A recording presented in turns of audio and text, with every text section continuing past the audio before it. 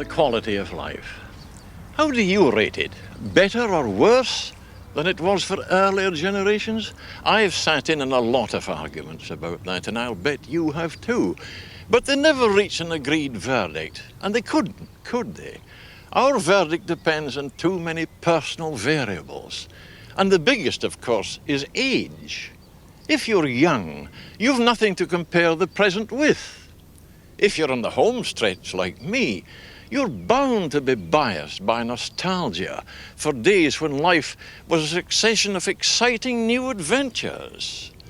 Like the exploration of sex, a subject which is now, they tell me, an open and closed book at 14. But better or worse, at least you'd agree that a lot of the things that affect the quality of life have changed. Thank heaven I'm not caught up often in this flood of hurrying, breakfast-bolted, tube and bus-packed citizens, sucked in from outer peace to the office blocks of central London. It's not as bad, but it's bad enough in other big cities. And a day's work later, they'll have to fight their way out again to private havens. This is the view from mine.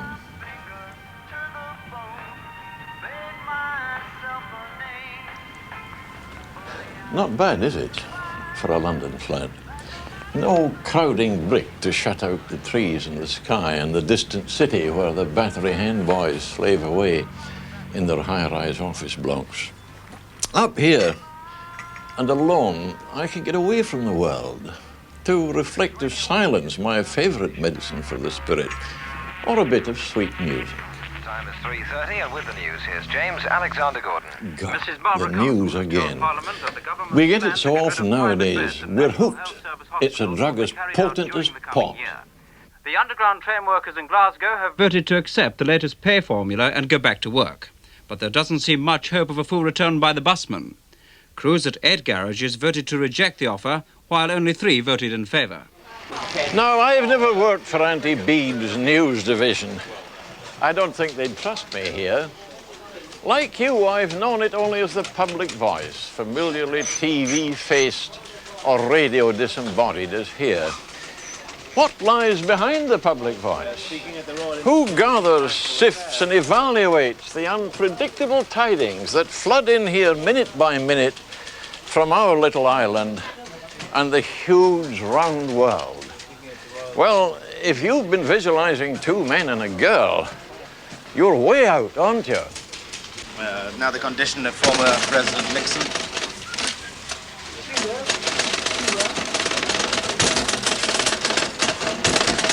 In hospital at Long Beach. I think we get too much of it. You see, I can remember very different days. Can you? If you're long in the tooth too, you must have twiddled a cat's whisker on a crystal radio set, the very start of it all.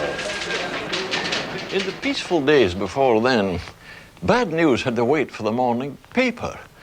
At least you could go to bed cheerful. And who knows how many explosive public issues were quietly settled in private discussion. And that way, public faces didn't have to be so disastrously saved.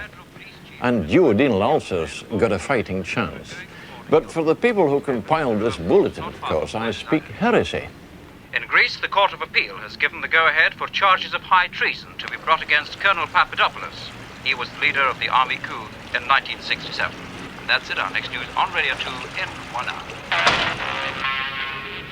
You know, it's just struck me, because of course we take it for granted on the BBC, that it's good to work for an organisation where you can criticise your bosses. Let's see now, where were we before I got tangled with the BBC? Oh yes, I remember. I was bellyaching about the rat race and hurrying crowds and packed peak-hour buses and tubes, the commuters' morning migration. You know, you're wrong if you think commuting came with the car. It was railways that made it possible, and then trams, good old trams, added a closer network to serve an ever outward urban sprawl. But you see, now we have more than urban sprawl to cope with. Whole new towns and expanded old towns, half a county away. house people who have to work in London or one of our other big cities. You see, the commuting I knew as a teenage schoolboy was quite different. For one thing, it was mostly just from outer suburbs. And then there weren't nearly so many of us commuters, and we were served by trains and trams that were cheap and dependable and frequent. Golly, that makes you laugh, doesn't it? If you didn't laugh, you'd blow your top, wouldn't you? Here it comes at last, and nearly empty by the look of it. I'll bet they were packing them in an hour ago, though. Let's see. 8 minutes. Not bad, I suppose, but these 8 minutes can't be lived again. Do you know, that's a thought that would never have occurred to me at 20.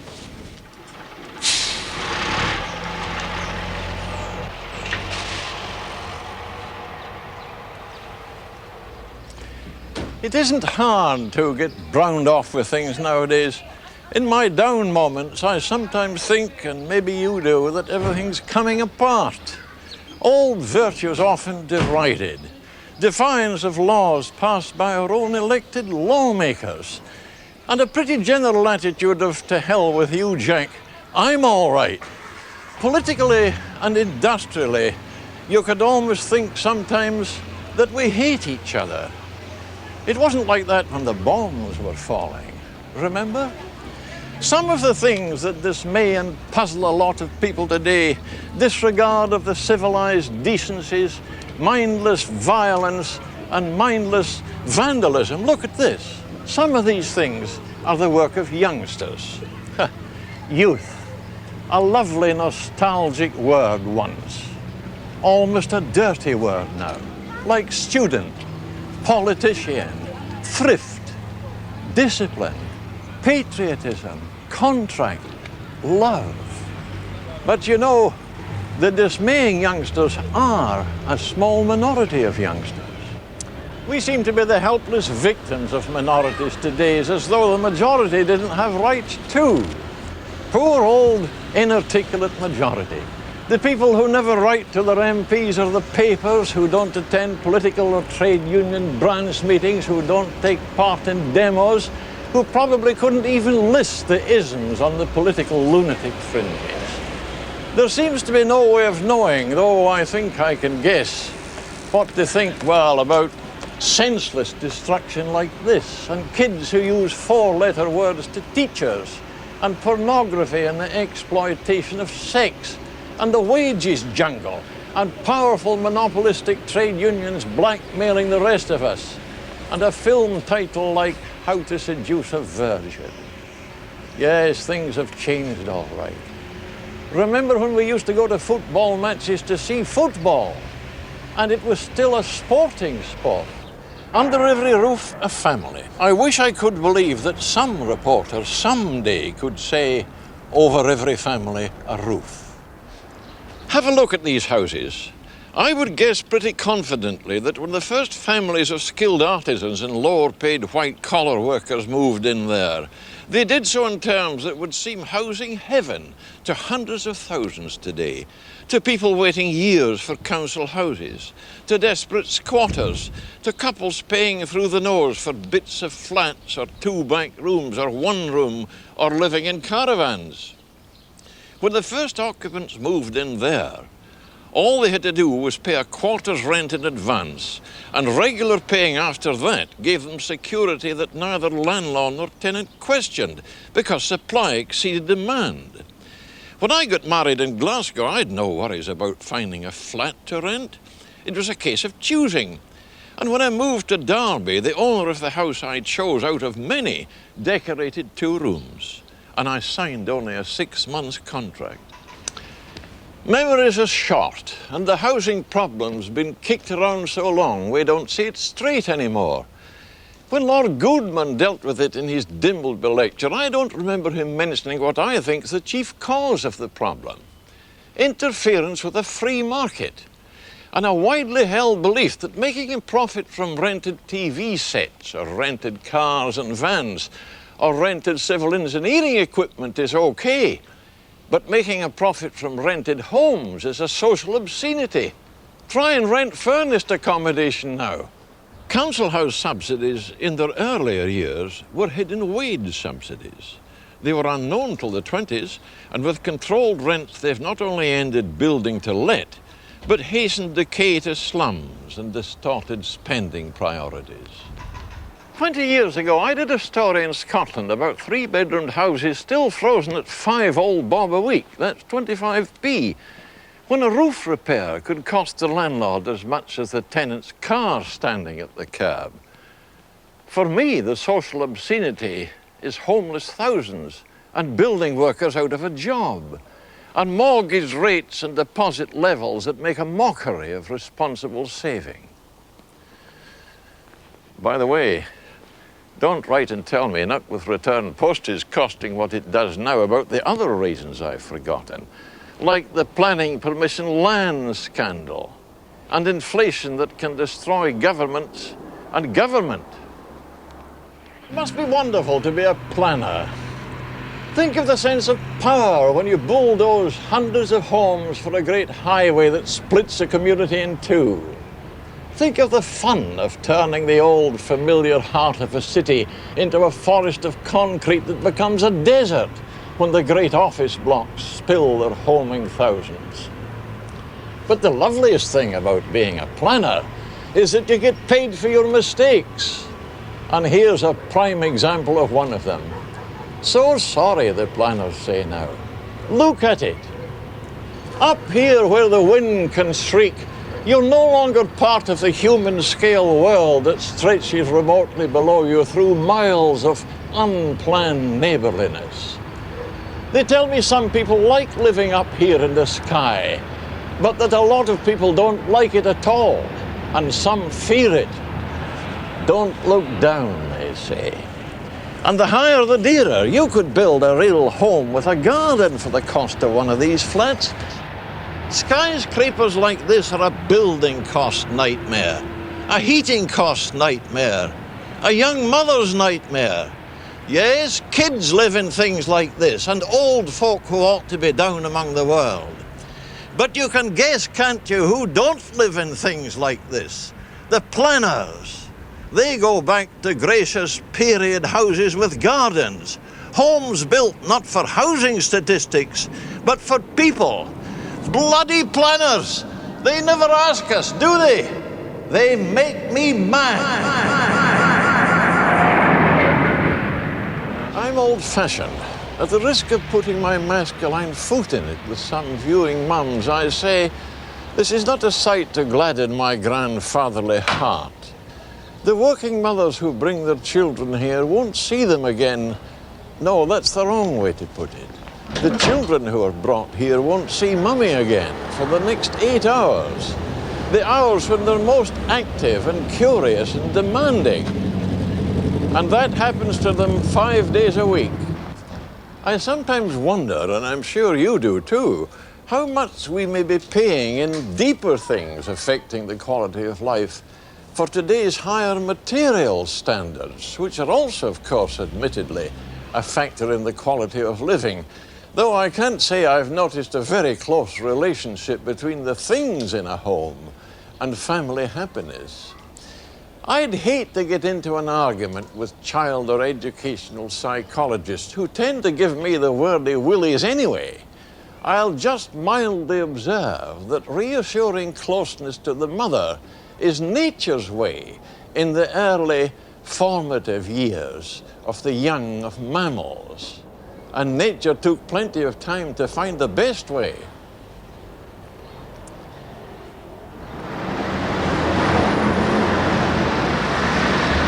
Strangers among strangers in a glass and chromium no man's land. Nobody speaks to anybody. Nobody really sees anybody. Every shoe store looks like every shoe store, and the people behind the shop fronts never saw you before and couldn't care if they never see you again. Only older folk in this shuffling stream will remember when local shops lined the high streets, and building styles and the family names above the doors told you something about a place and its people. And now, well, I wouldn't mind betting that your high street looks just like everybody else's. All the national multiples, standardised shop fronts, hardly a local name to be seen. Rising rents and property prices, and the power of big money, of course, have banished the little friendly individual shop to the side streets. Well now, are ye? Pants. Now I'm going into Marks and Spencer in Western Road, Brighton.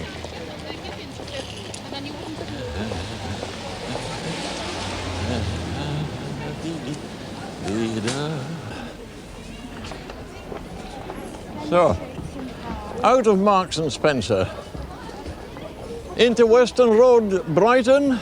No, sir, into Week Street, Maidstone. Don't you miss the old variety too? Boots, that reminds me, out the minute.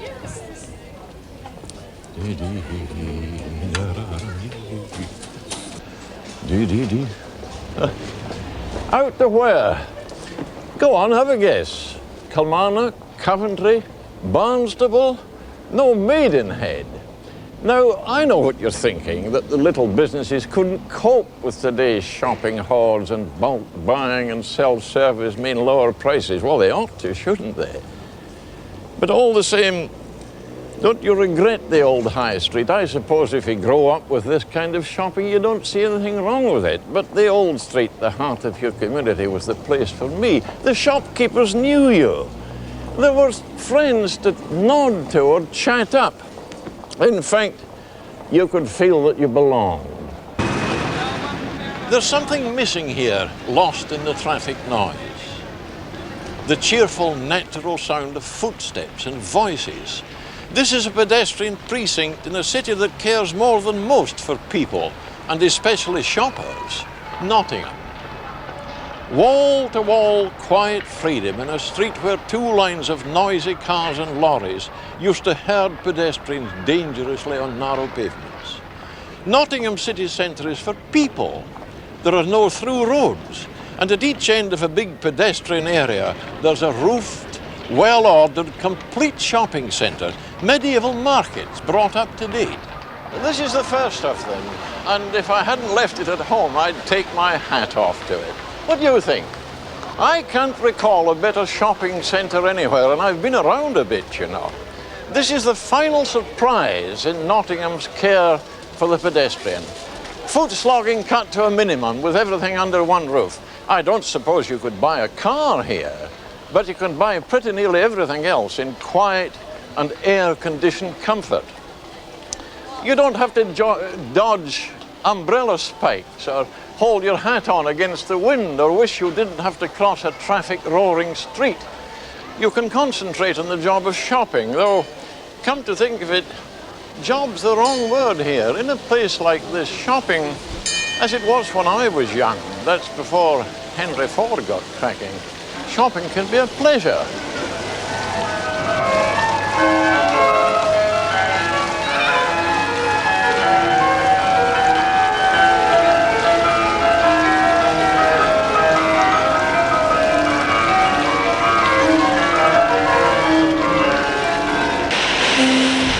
When I see the job some people do, I feel a lucky man. My job gives me variety, lets me meet all kinds of people, study new problems. Every assignment's a challenge. Jobs like these would drive me balmy. Do you get something from your job besides the pay? A sense of achievement, pleasure and expertise of hand or brain, pride in standards kept, a chance to enjoy a sense of personal responsibility?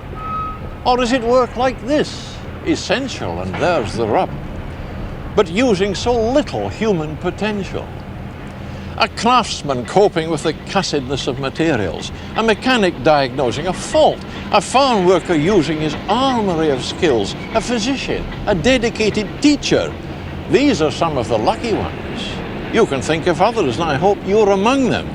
Job satisfaction is one of the big things in the quality of life. It's hard to believe that jobs like these can fill 8 hours with satisfaction. Contrast this with this. Rare skills practiced in close-knit teams in a cycle of operations that makes every man depend on every other man. All can see the magical transformation of molten glass to final product.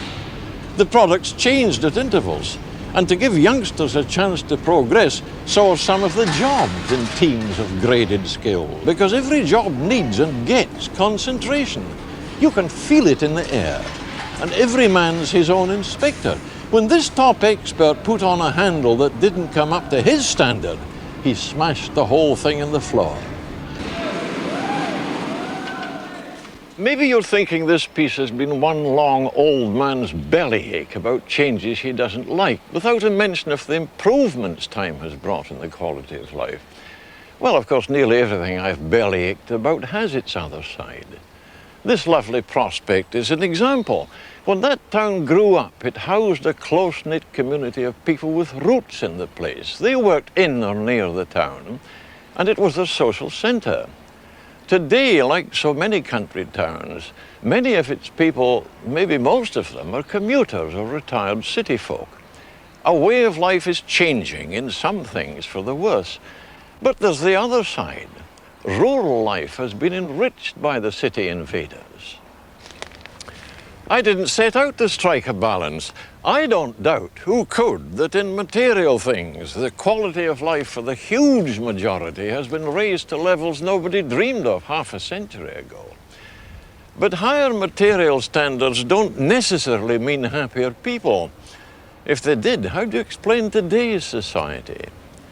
If you're young, born, say, during or after that social watershed, the Second World War, you won't believe me when I say that life was pleasanter and people were happier in a simpler, harder long ago.